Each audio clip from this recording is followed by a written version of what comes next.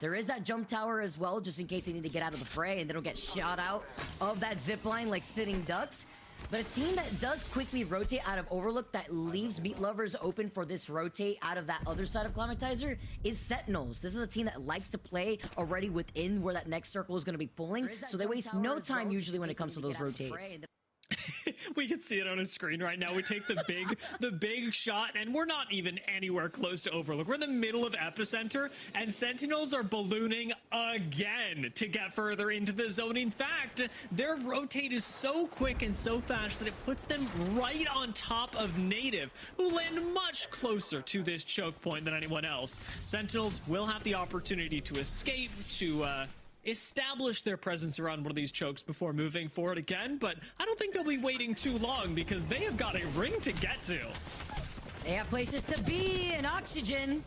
The floor is where they're sitting at right now, looking at Vayne. Reed splits his attention right behind him, sends out the caustic barrel. I want to bring attention over to the pick rates that we just saw on top of our screens, by the way. Oof, you already know I'm not very happy, Dia, but it's just because of the stinky man who's made his way after Season 20 into these Legend comps, the mainstay comp, and it's the Caustic. 19 Caustics out of the 20 teams in this lobby. But they may have some room to breathe for right now on the outskirts of Harvester because Furia are wrapping right behind Dropped In Gaming. Bloodhound ult is not one that you'd normally see used offensively. This is very much a defensive ult, one that's meant to buy you space between your rotation and Furia, who, to their credit, back off. Now that you've gotten Bloodhound and Bang ult, I think it's pretty safe to say that you're not going to get a good engagement because the team in front of you is so focused on running away. Furia instead will focus on their own rotate and should be able to pick another fight. Plenty of teams like to come through Harvester, and there's the opportunity for them to even clash with TSM on the way in. Talk about getting caught in that rotation since TSM leaving out of Lava Siphon, but they do leave with an Evil Harvester on their end, as well as 2 beacon scans that they could benefit from.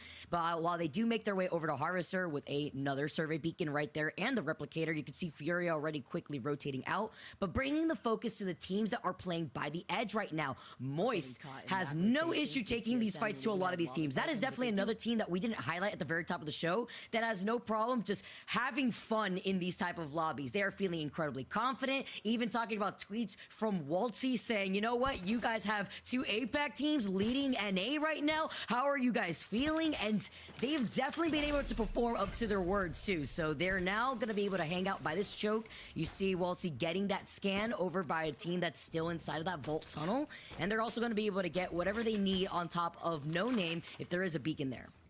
Yeah, and once Moist hit the survey beacon, they'll have the data that Meat Lovers are rotating behind them through Geyser. There's opportunity to cut off, say, Meat Lovers on that choke if they would like to, but I am really curious with this prediction that Moist can now make based on where other teams are in the zone. Where will they think that the strongest position is? Do they want to play through the edge and look for kills, or are they going to try and get into countdown like everyone else? Have to see with their slow rotate. Opposite side though with TSM with their quick rotate.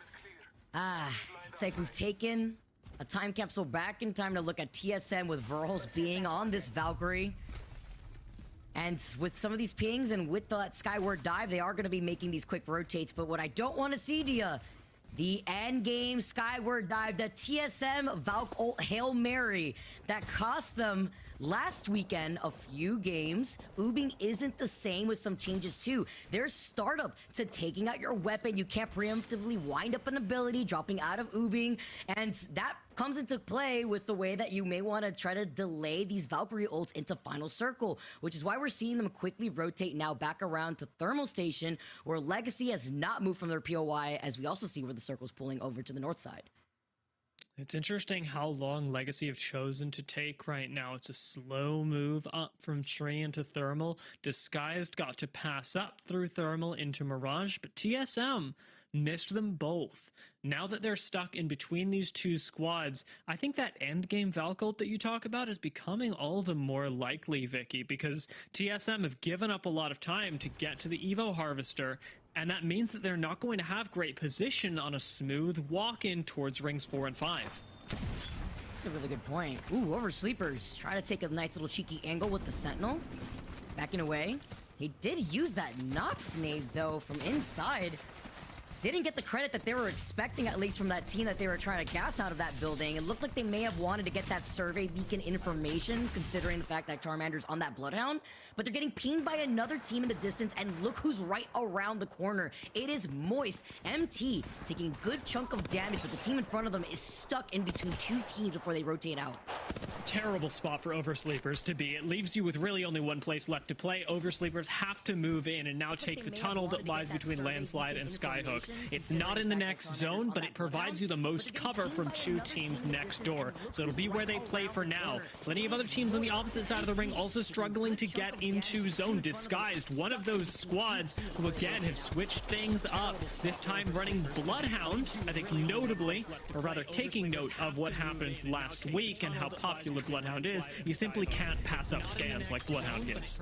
Especially when you're the entry fragger, as Timmy has shown time and time again what an insane player he is. But I also want to bring attention to the only Wraith in the lobby being designed. We've seen them stick to this when they were experimenting with Fuse last week, I believe. And now with some changing up, they've still stuck with the Wraith. So we know that with the perks, you could always have Wraith's portal uptime pretty consistently when it comes to some of these tricky rotates. But how are they going to approach this next circle, considering the fact that they're in Lava Fissure, they're north of where Fury is right now, they're looking at Skirt, and TSM is right around the corner after their rotate out of Thermal through Mirage into the south side of Lava Fissure. So I think that went off. I think that kidnap worked. I'm looking at the top right of my screen, and Skirt are gone. Disguised pulled off that kidnap just in the nick of time, earning themselves not only another KP but a little while closer to placement points that'll start to stack in the next three squads. And we are going to get three squads falling, perhaps not on this ring close that might claim the lives of one or two, but towards the next ring close that pulls everyone further into Countdown. That's when teams like Meat Lovers and Moist, who are currently engaging, are going to have to fight harder than they would otherwise be forced to, say, in this ring close. Fight harder than at least the teams that have already been in Countdown, like LG, that always calls out these end circles. Sweet always on point, but this also means with a Countdown circle, there's going to be a lot more teams in the end game because there's a lot of real estate to share for those teams that can be on the high ground or on the low ground of Countdown, depending on the positioning on where this circle is going to be pulling towards. Now, as we saw Voice right in front of Meat Lovers, and Meat Lovers looking to maybe get involved or disengage or rotate to the back end, let's jump into a listen to see how they want to take this rotate. Hang on, this is good. This is good. This is good. I'm walking up. They break under this. I mean, ping. I mean, ping. Bring up. I'm in gas right now. There's two on the rock though. I'm playing rock. One's on the left rock. One's on the right rock. I'm playing rock. No smoke for 13. Go in the rock. I needed the rock. I'm playing gas right now. I'm walking up left side. 50. I can't. Let's walk the battery. You need a horizon on this, like, rotate that. I've joined in a second. Can you guys chill? I think hold up, just play slow. I need I'm gonna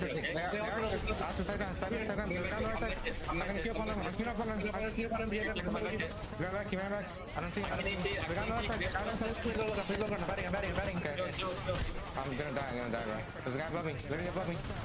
Here. 150 on contact. 40 feet then. Oh, the Havoc beams at the very end. Tech being the last one alive. Not before they at least were able to get that knock into guild, but that knock alone has allowed Tech to buy some time to try to rotate out of this circle. Moist now restabilizing, but they still were able to claim 2 out of Meat Lovers in that engagement. And really unfortunate for Meat Lovers, who are already fighting at a disadvantage on the low ground. But Sentinels are no strangers to doing much the same as they move in through Caustic Gas underneath Countdown. This could be the end of Sentinels. That one nade knocks Luna, and Senile is barely able to stay alive through the ensuing gas. I think they'll be able to get this res, but so many teams on low ground really suffering. As Moist start to move in, they may actually encounter Sentinels relatively soon, as lots of attention will be coming towards Countdown from the eastern side of World's Edge. And that's with Oblivion on top of them, harassing them from the high ground with these nades here too. While Sentinels do manage to at least reset for now, mentioned Moist, and they're moving in. MT's literally won, but he'll have some time and space. Oh, the Rolling Thunder actually got him when he was just a second away from popping that bat. That's going to be the green light for the team right across this rock to try to fully engage. Guild handling it himself. He throws at that Nox gas, and now he's going to back away in time to reset here. DNO get eliminated in your feeds with 16 squads left. We'll have Blood ult up soon. Unfortunately, scanned from the back just as Waltzy's ult goes off. Beast of the Hunt may not be enough to save Moist. Waltzy just gallivanting off into the sunset, avoiding GKS while they can. Naughty does go down. GKS still on the hunt, still have a squad in front of them. Meat Lovers have fallen as well. Placement point territory is here. Will GKS get the res? Can they actually survive with Oxygen gatekeeping them? Oxygen coming out of Landslide, finding the perfect opportunity. Beast of the Hunt activated and the gold helmet to add on top of that. GKS get eliminated, and Oxygen now have cleared this side of the circle before Dropped In Gaming may make that long rotate out of Lobsterfish's side, right behind Oxygen through Landslide.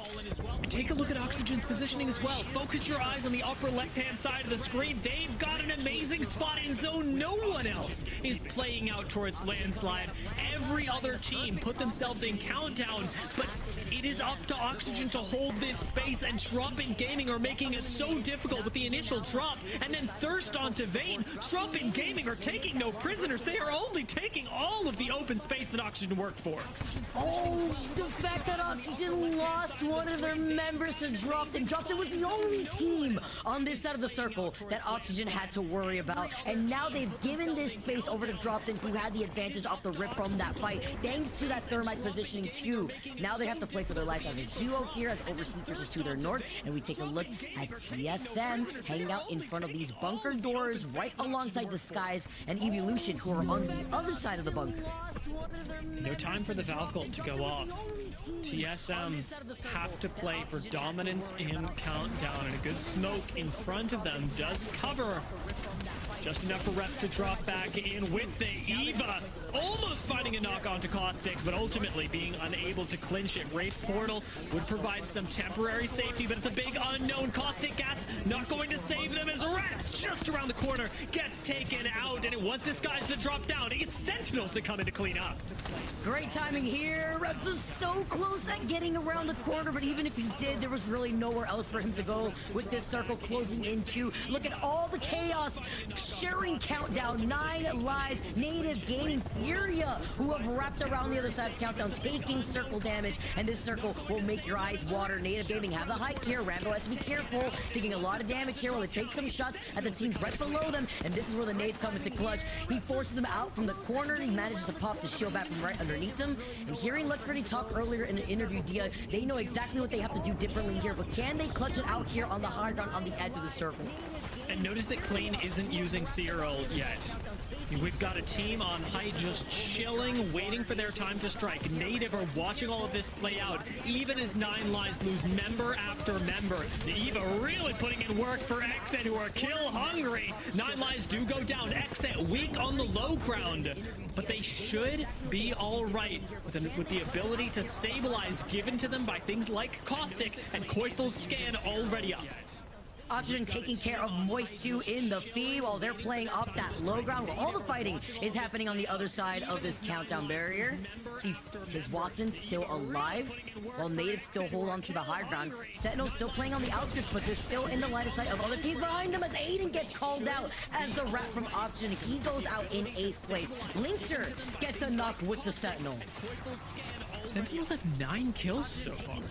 Sentinels are rolling this lobby, and it is a totally unprecedented move in Split 1 of Year 4.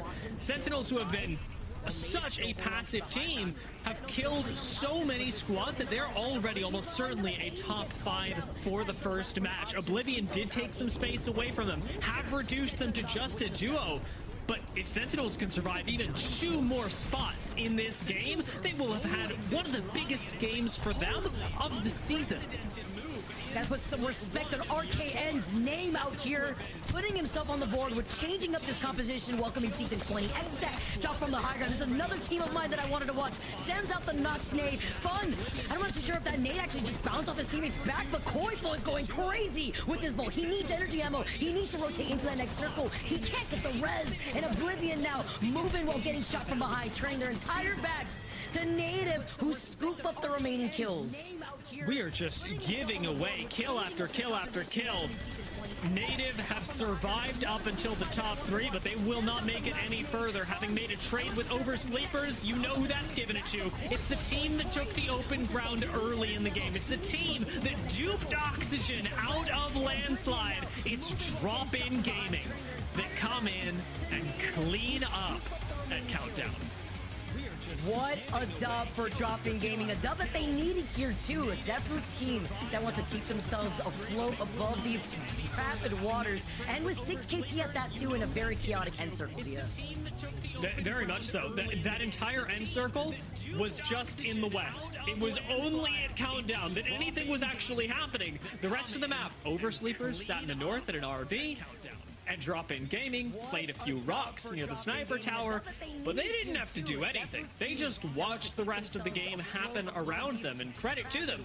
Both teams for coming in, picking up a kill and a win, respectively. It will mean that for those two teams, they'll be a little lower on the kill side of things than teams like Xset might be. So, despite the fact that Drop-In Gaming got a win, they might not actually have the most points in match 1. Yeah, they do rotate from Geyser, but it was holding that position that you talked about where Oxygen were in the best spot. Dropped in, came in, and they literally dropped in, took one of their teammates, and were able to hold that site instead while keeping themselves out from being in a very bad situation from the teams that had to exit out of Countdown. You don't want to be on that side where Sentinels was at, where you are inevitably going to get pinched on that low ground. So dropped in the best spot to take that game for that circle pool.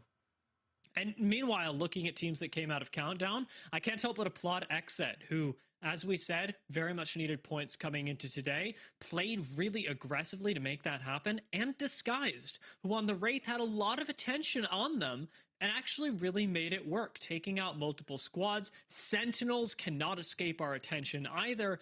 A lot of teams that may not have been at the top of anyone's minds coming into today had really big breakout games to start us off on World's Edge. And this is where you ramp up that momentum too. With Dropped-In being in 12th place in the overall standings here in NA, they want to make sure that they're safe enough to make it into LAN where they don't have to sweat too hard looking at the regional finals and how the other teams do out here. They want to make sure that they have a lot more room to breathe. And when you take that first game, even though it wasn't a lot of KP, it's a great way to kickstart your day on World's Edge with there being 2 more games on World's Edge specifically.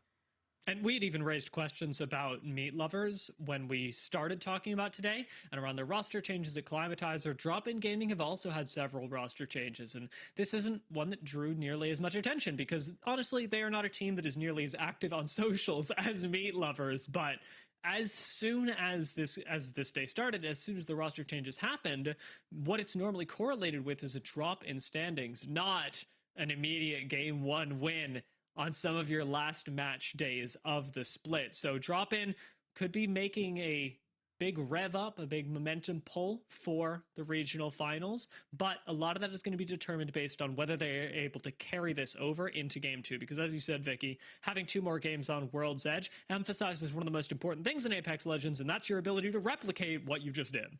And we're going to be able to see how they did after that first game at the other side of this break, guys. Don't go anywhere. We got match 1 results as well as match number 2 underway.